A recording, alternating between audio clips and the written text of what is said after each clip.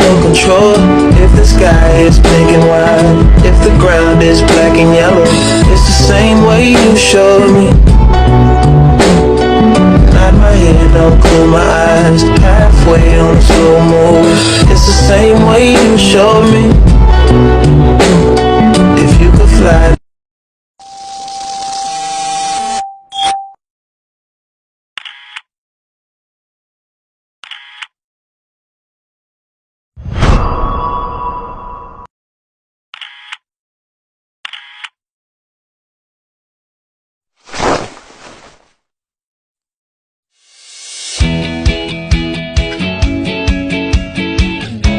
Mengetahui suatu komposisi dalam suatu produk itu adalah salah satu contoh pengetahuan konsumen.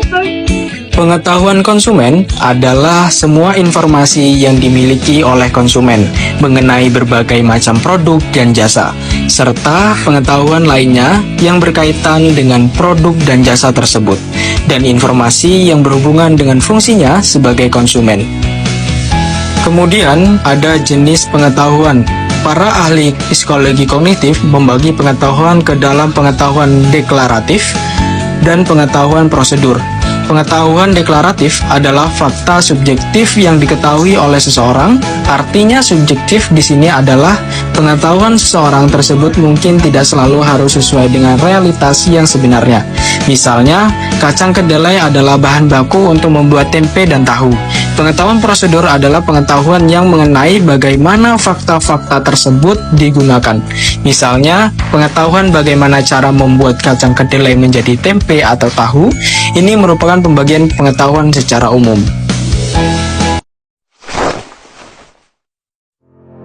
Pengetahuan produk adalah kumpulan informasi mengenai tentang produk, seperti merek, bahan, harga, dan terminologi produk.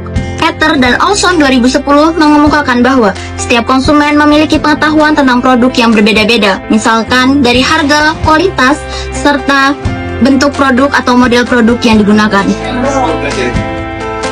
Kelas produk adalah tingkatan pengetahuan produk yang paling luas, yang meliputi beberapa bentuk, merek, atau model.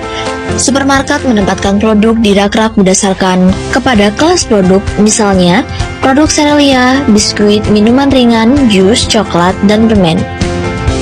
Departemen store mungkin membagi kelas produk yang dijualnya berdasarkan produk makanan, minuman, produk pakaian, produk sanitary alat tulis, produk peralatan dapur, furnitur, dan lain-lain. Peter dan Olson juga membagi 3 jenis pengetahuan produk, yaitu tentang karakteristik atau atribut produk, pengetahuan tentang manfaat produk, dan pengetahuan tentang kepuasan yang diberikan produk bagi konsumen.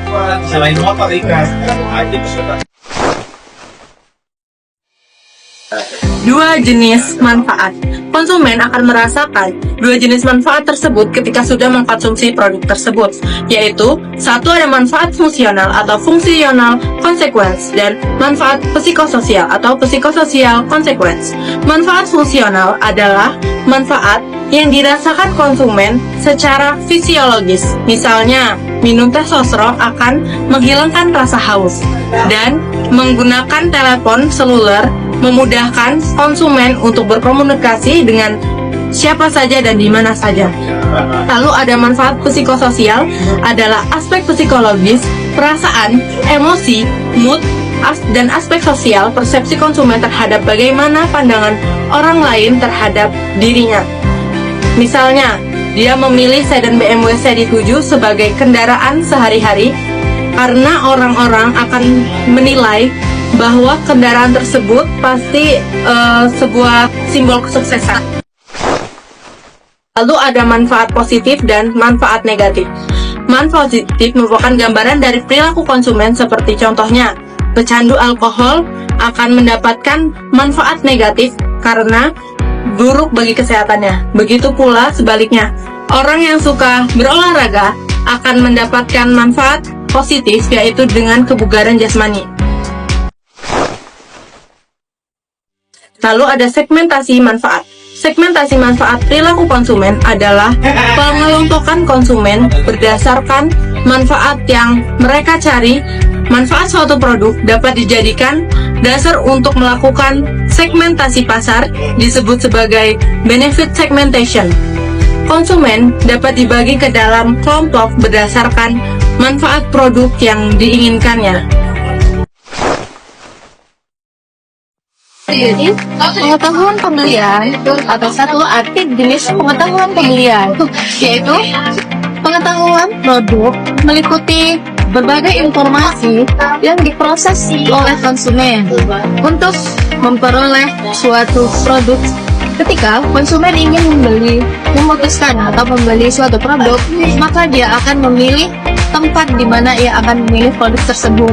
Nah, konsumen di situ akan memahami, dia tahu di mana letak produk tersebut di suatu toko tersebut.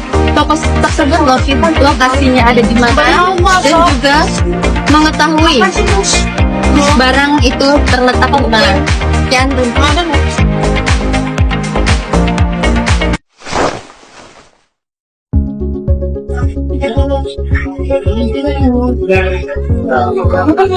Pengetahuan pemakaian produk adalah kemampuan untuk memahami dan menggunakan produk secara efektif dan aman.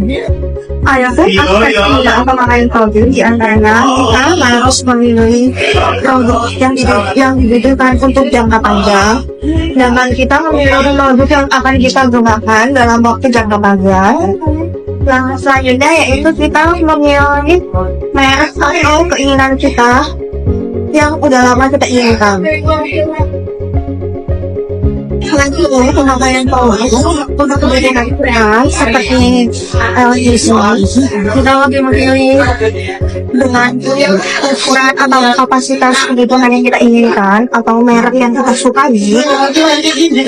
Jadi sebagai pemakaian produk kita lebih memilih merek atau jenis barang yang lebih awet atau kita pakai dalam jangka waktu yang lama.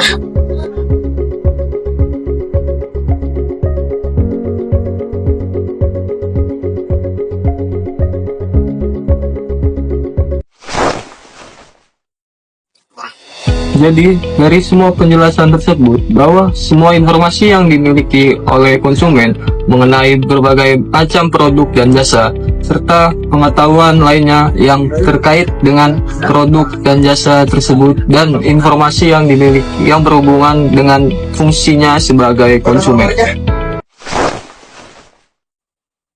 Mengapa kita harus memahami konsumen penting bagi pemasaran?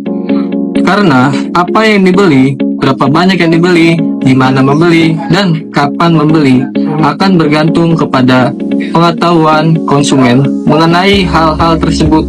Pengetahuan konsumen akan mempengaruhi keputusan tersebut.